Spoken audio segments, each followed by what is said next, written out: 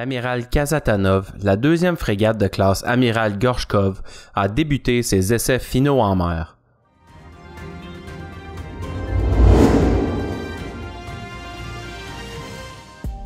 Construite par le chantier maritime Severnaya Verf à Saint-Pétersbourg, les essais seront effectués par les employés du chantier maritime et se dérouleront jusqu'au Nouvel An.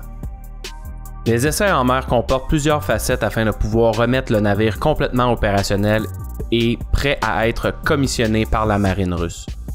Parmi ces essais, on retrouve des tests de propulsion, d'équipement électronique et de navigation, ainsi qu'un examen du système de contrôle des dommages et du système de secours des membres de l'équipage. Les 4 frégates de classe Amiral Gorchkov, dont 2 toujours posées, ont été assignées à la flotte du Nord. Étant la plus importante stratégiquement, la flotte du Nord est en processus de modernisation et compte tenu de la création des frégates russes qui offrent des plateformes multirôles, les navires de classe Amiral Gorchkov sont un choix très logique et très intéressant pour la Russie.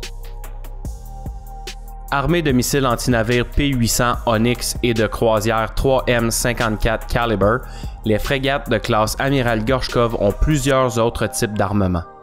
Un canon naval A192M de 130 mm, 32 4x8 tubes Redot capables de lancer des missiles solaires de type 9M96 et sa suite, 2 systèmes d'armes rapprochées Kashtan, 8 2x4 torpilles anti-torpilles anti-sous-marines de 330 mm, 2 fois mitrailleuses lourdes de 14,5 mm MTPU.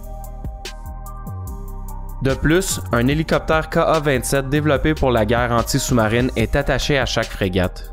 Le KA-27 peut déployer plus de 36 bouées acoustiques afin de détecter un sous-marin ennemi. Avec une vitesse maximale de 29,6 nœuds et une autonomie de plus de 8980 km, elle a une endurance de 30 jours avec plus de 210 marins à bord.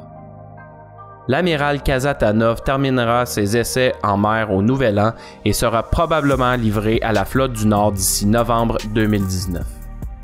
Ici Jonathan Wade pour Horizon Stratégique.